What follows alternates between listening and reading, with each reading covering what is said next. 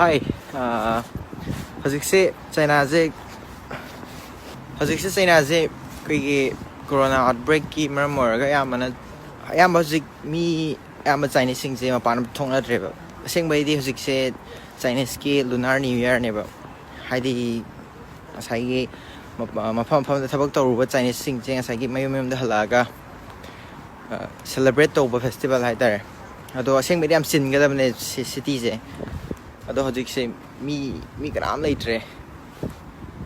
ꯃꯤ ꯈꯔꯕꯨꯗꯤ ꯑꯗꯨꯝ ꯆꯠꯅꯩꯌꯦ ꯑꯗꯣ ꯑꯌꯥꯝꯕꯅ ꯃꯥꯛꯁ ꯎꯞꯅꯔꯒ ꯆꯠꯂꯦ ꯑꯩꯁꯨ ꯃꯥꯛꯁ ꯎꯞꯄꯒ ꯆꯠꯂꯦ ꯑꯗꯣ ꯍꯧꯖꯤꯛꯇꯤ ꯁ꯭ꯋꯥꯏꯗ ꯃꯤ ꯌꯥꯝ ꯂꯩꯇꯕꯅꯤꯅ ꯑꯩ ꯃꯥꯛꯁ ꯂꯧꯊꯣꯛꯑꯦ ꯑꯗꯩ ꯋꯥ ꯉꯥꯡꯕꯁꯨ ꯈꯔ ꯀꯩꯅꯣ ꯇꯧꯅꯕꯅ ꯑꯩꯁꯨ ꯉꯍꯥꯟꯈꯩꯗꯤ ꯃꯄꯥꯟ ꯊꯣꯛꯇꯦ ꯑꯗꯣ ꯆꯥꯅ ꯊꯛꯅꯕ ꯂꯩꯔꯛꯇ꯭ꯔꯕ ꯑꯗꯨꯒꯤ ꯍꯥꯏꯗꯤ ꯈꯔ ꯂꯩꯍꯧꯗ꯭ꯔꯗꯤ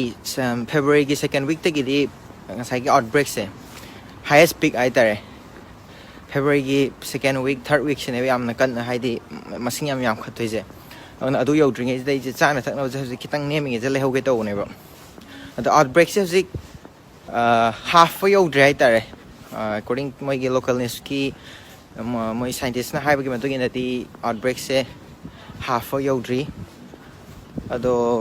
ꯐꯦꯕ꯭ꯔꯨꯋꯥꯔꯤꯒꯤ ꯁꯦꯀꯦꯟ ꯋꯤꯛ ꯊꯥꯔꯠ ꯋꯤꯛꯇꯗꯤ ꯍꯥꯏꯌꯦꯁ ꯄꯤꯛ ꯂꯥꯛꯇꯣꯏꯅꯦꯕ ꯑꯗꯣ ꯍꯧꯖꯤꯛꯁꯦ ꯑꯩꯁꯦ ꯄꯣꯠ ꯂꯩꯕ ꯆꯠꯄ ꯑꯣꯏꯅ ꯚꯤꯗꯤꯑꯣꯁꯦ ꯈꯤꯇꯪ ꯃꯌꯥꯝꯗ ꯁꯤꯌꯔ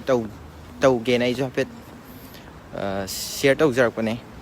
ꯁꯤꯒꯤ ꯃꯐꯝꯁꯤꯡꯁꯦ ꯁꯤ ꯃꯅꯤꯡꯗ ꯂꯩꯔꯤꯕ ꯑꯩꯈꯣꯏꯒꯤ ꯁꯣꯞ ꯄꯔꯦꯡ ꯀꯩꯀꯩꯁꯦ ꯁꯤ ꯑꯁꯦꯡꯕꯗꯤ ꯌꯥꯝ ꯆꯤꯟꯒꯗꯕꯅꯦꯕ ꯑꯗꯒꯤ ꯁꯤꯒꯤ ꯊꯤꯝ ꯄꯥꯔꯛꯁꯦ ꯁꯤꯁꯨ ꯊꯤꯝ ꯄꯥꯔꯛꯅꯦꯕ ꯁꯤꯁꯨ ꯌꯥꯝ ꯆꯤꯟꯒꯗꯕꯅꯦ ꯑꯗꯣ ꯍꯧꯖꯤꯛꯇꯤ ꯑꯝꯇ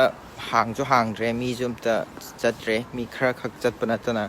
ꯑꯗꯒꯤ ꯃꯦꯟ ꯔꯣꯗꯇꯁꯨ ꯑꯌꯥꯝꯕ ꯒꯥꯔꯤ ꯆꯦꯟꯗ꯭ꯔꯦꯕ ꯆꯦꯟꯕꯨꯗꯤ ꯆꯦꯜꯂꯦ ꯑꯗꯨ ꯑꯣꯏꯇꯥꯔꯁꯨ ꯌꯥꯝ ꯆꯦꯟꯗ꯭ꯔꯦ ꯈꯖꯤꯛ ꯈꯛꯇꯪ ꯍꯥꯏꯗꯤ ꯄꯥꯔꯁꯦꯜꯂꯤ ꯂꯣꯛꯗꯥꯎꯟ ꯍꯥꯏꯇꯥꯔꯦ ꯑꯗꯣ ꯋꯨꯍꯥꯟ ꯁꯤꯇꯤ ꯍꯧꯖꯤꯛꯀꯤ ꯀꯣꯔꯣꯅꯥ ꯚꯥꯏꯔꯁꯀꯤ ꯑꯥꯎꯠꯕ꯭ꯔꯦꯛ ꯇꯧꯔꯛꯄ ꯃꯥꯒꯤ ꯏꯄꯤ ꯁꯦꯟꯇꯔꯁꯦ ꯁꯤꯗꯗꯤ ꯇꯣꯇꯦꯜꯂꯤ ꯁꯠ ꯗꯥꯎꯟ ꯇꯧꯈ꯭ꯔꯦ ꯁꯤꯇꯤꯁꯦ 每个家庭都在家中不外出，大家尽量减少交流。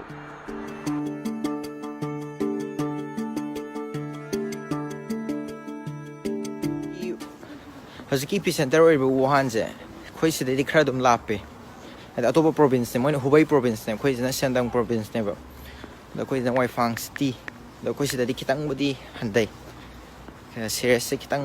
ꯍꯥꯏꯗꯤ ꯈꯔ ꯍꯟꯊꯩ ꯍꯥꯏꯇꯥꯔꯦ ꯑꯗꯣ ꯑꯌꯥꯝꯕꯅꯗꯤ ꯃꯥꯛꯁ ꯑꯗꯒꯤ ꯒꯨꯒꯜꯁ ꯂꯣꯏ ꯎꯞꯅꯔꯦ ꯑꯌꯥꯝꯕ ꯗꯨꯀꯥꯟꯁꯦ ꯂꯣꯏ ꯂꯣꯜꯂꯦ ꯍꯥꯏꯗꯤ ꯁꯤ ꯄꯔꯦꯡꯁꯤꯗ ꯀꯝꯄ꯭ꯂꯤꯠꯂꯤ ꯂꯣꯜꯂꯦ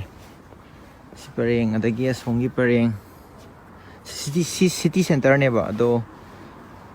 ꯂꯣꯏ ꯂꯣꯜꯂꯦ ꯍꯧꯖꯤꯛꯁꯦ ꯍꯥꯏꯗꯤ ꯑꯁꯦꯡꯕꯩꯗꯤ ꯃꯤ ꯌꯥꯝ ꯆꯤꯟꯒꯗꯕ ꯃꯇꯝꯅꯦꯕ ꯍꯧꯖꯤꯛꯇꯤ ꯐꯦꯁꯇꯤꯚꯦꯜꯅꯤꯅ ꯑꯗꯣ ꯃꯤ ꯀꯅꯥꯝ ꯆꯠꯄ ꯎꯗꯦ ꯈꯔ ꯅꯠꯇꯅ